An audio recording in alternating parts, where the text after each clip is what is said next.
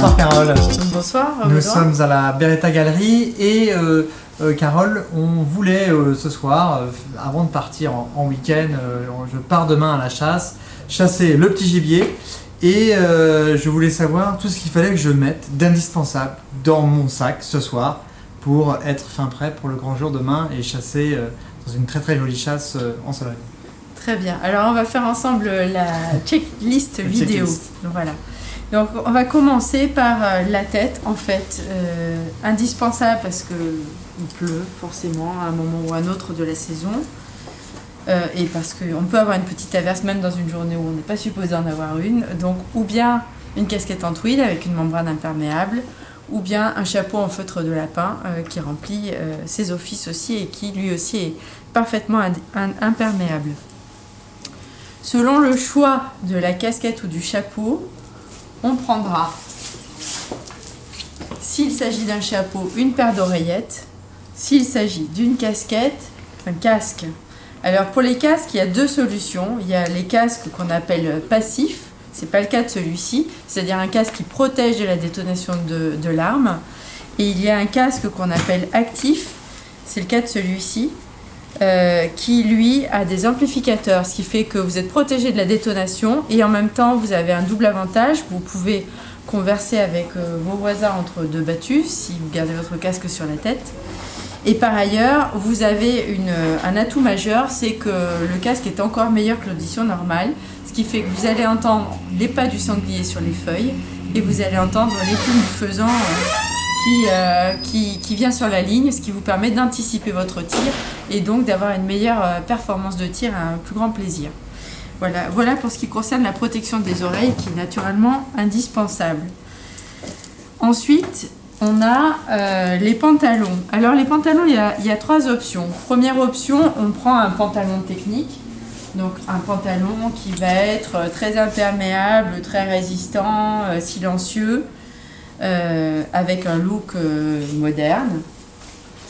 Deuxième solution, on va prendre un pantalon d'après-chasse, donc on va pouvoir conserver pour le déjeuner ou le petit déjeuner de chasse. Donc dans ce cas-là, un des grands classiques de la maison Beretta, un pantalon en moleskine de coton. Donc vous le portez pendant la chasse, mais vous portez par-dessus ce pantalon pendant les moments de chasse ce qu'on appelle un cuissard. Donc un cuissard, c'est un surpantalon qui est imperméable et qu'on peut enlever à loisir pendant les moments de déjeuner, de dîner ou de petit déjeuner, tout en étant protégé pendant sa partie de chasse. Troisième solution pour ce qui concerne le bas, qui correspond plus à un certain nombre de chasses traditionnelles, très élégantes, c'est le knickers. Donc le knickers, c'est un pantalon très confortable parce que large aux cuisses, avec ou bien un système de bride ou bien un système, dans le cas chez Beretta, un système de bord tricot pour un meilleur confort et éviter que le vent ne remonte dans le pantalon. Et là aussi, ce sera chez nous un knickers qui sera en tweed, un tweed très léger mais avec une membrane imperméable. Donc on a à la fois l'élégance mais aussi le confort et la praticité. Ensuite, on passe au haut du corps. Donc là, le haut du corps, pour avoir une très bonne thermorégulation et ne pas avoir de questions de transpiration, notamment en début de saison où il fait encore très chaud, septembre et octobre, on peut porter un t-shirt technique. Là, c'est t-shirt body mapping qui s'adapte à la morphologie du corps et qui permet vraiment d'être extrêmement confortable et de ne pas transpirer. Parce que la transpiration peut aussi faire en sorte qu'on ait froid si on reste statique un moment après avoir marché. Ensuite, évidemment, une chemise de chasse. Alors, une chemise de chasse, c'est bien souvent une chemise à carreaux. Ça fait vraiment partie des codes traditionnels de l'univers de la chasse. Et pour un certain nombre de chasses élégantes, il est de bon ton de porter une cravate à minima pendant le moment du petit déjeuner et du déjeuner. Donc, toujours une cravate ou bien en tricot, ou bien une cravate en soie avec des motifs animaliers. De préférence des motifs animaliers qui correspondent au type de chasse qu'on pratique. Si on va chasser le gros, on mettra une cravate avec des cerfs, des sangliers. Si on va chasser la plume, on mettra évidemment plutôt une cravate avec des motifs d'oiseaux chassés. Ensuite, pour l'entrée de saison, je recommande vivement, compte tenu des températures que nous connaissons depuis 3 ou 4 ans, de porter un gilet. C'est beaucoup plus confortable que de porter une veste de chasse. Ça permet d'épauler facilement et d'être vraiment dans une tenue qui est pratique. Donc là aussi, un gilet en moleskine avec des patchs en alcantara, des grandes poches qui permettent de mettre ses cartouches si on ne souhaite pas avoir une cartouchière ou des poches à cartouches. Et ce gilet, on peut le conserver pendant le déjeuner. Évidemment des gants, pour 2 raisons. D'une part, parce qu'en milieu ou fin de saison, on peut avoir froid, donc c'est indispensable. Il n'y a rien de pire que d'avoir froid à la chasse. Donc des gants chauds, en l'occurrence ceux-ci en polaire pour la fin de saison. Et pour l'entrée de saison, je recommande des gants quand même, parce que notamment si on chasse en juxtaposé, on peut avoir entre guillemets le feu du canon. Et donc ça protège les mains et ça permet aussi d'avoir un très bon grip, puisque dans le cas de ces gants Beretta, toute la partie arrière du gant a des inserts en caoutchouc pour bien tenir son fusil. Et le doigt qui permet de tenir sa queue de détente, lui, est ouvert pour avoir vraiment une bonne préhension de son arme. Ensuite, on parlait des cartouches tout à l'heure. Donc on peut ou bien mettre ses cartouches dans sa poche, naturellement. C'est bien notamment si on chasse la plume devant soi, parce que généralement on n'a pas besoin de beaucoup de cartouches, donc on peut très bien les mettre juste dans sa poche. Quand on chasse en battu et que donc on a des chances de tirer plusieurs boîtes de cartouches dans la journée, il y a ce qu'on appelle des poches à cartouches. Donc là, en l'occurrence, celle de la gamme Terrain, qui ont une poche qui permet de mettre les douilles vides et qui ensuite se dézippe pour pouvoir vider ses douilles dans le seau prévu à cet effet entre chaque battu. Et la première poche dans laquelle on peut mettre ses cartouches pleines. Voilà, et pour un prix très modique, donc c'est vraiment très pratique quand on commence à chasser, puisque cette poche à cartouches en coton et cuir vaut 69 €. Ensuite, on a parlé de bottes, ou n'a-t-on pas parlé de bottes? Non, pas encore. Voilà, donc évidemment, le chaussant, c'est important.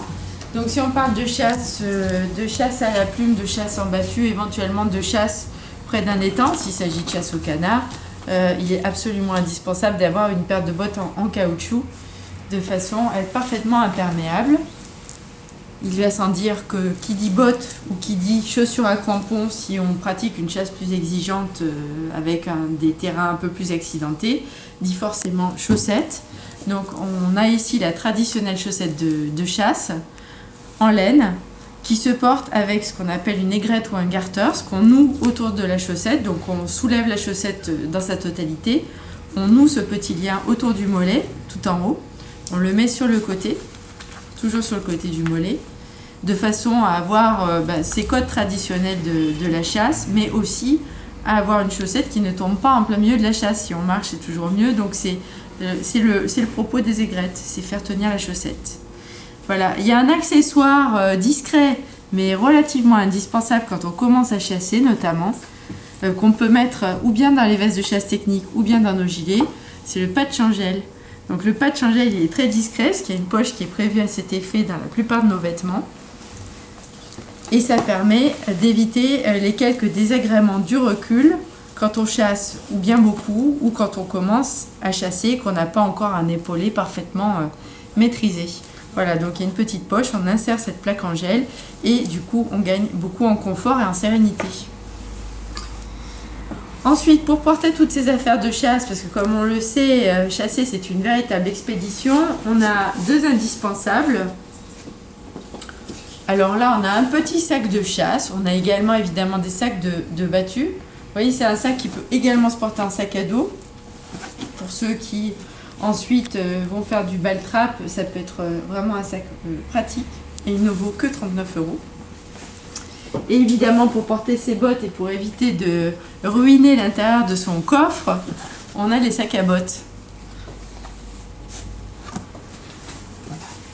qui se portent sur l'épaule et qui permettent de garder les mains libres, puisque à tout le moins, on a, quand on part chasser, un sac de voyage pour mettre tous ses vêtements, un sac à bottes pour mettre ses bottes, Et évidemment, un fourreau à fusil ou à carabine. En l'occurrence ici, un fourreau à fusil, puisque les fourreaux à carabine sont plus larges, pour mettre son arme. Donc une arme qui peut être parfaite pour quelqu'un qui commence la pratique de la chasse.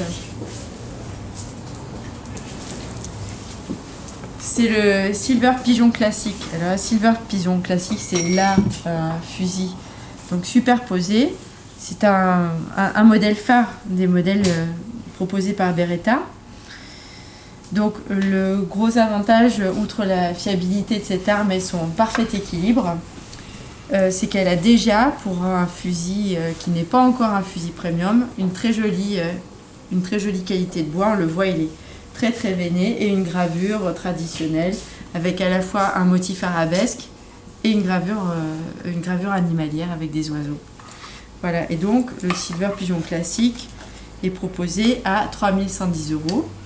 Et quand il est acquis à la Beretta Galerie, notre responsable d'atelier fait la mise à conformité parfaite du fusil sur place, et cela gracieusement. Voilà. Merci pour cette grande checklist Beretta, et pour tous ceux à qui il manquerait des éléments, on les invite à venir au 57 rue Pierre Charon à Paris. Voilà, et bien entendu, nous sommes, mon équipe et moi-même, tout à fait disposés à répondre aux questions des jeunes permis, des jeunes chasseurs, par rapport à la checklist des indispensables. Nous avons adressé là la checklist indispensable pour la chasse en battue ou la chasse à la plume. Il y a évidemment une autre checklist pour la chasse au gros et une troisième pour la chasse en montagne. Et évidemment, nous nous tenons à la disposition de tous les jeunes permis notamment, et même de plus anciens permis s'ils le souhaitent, pour répondre à toutes leurs questions.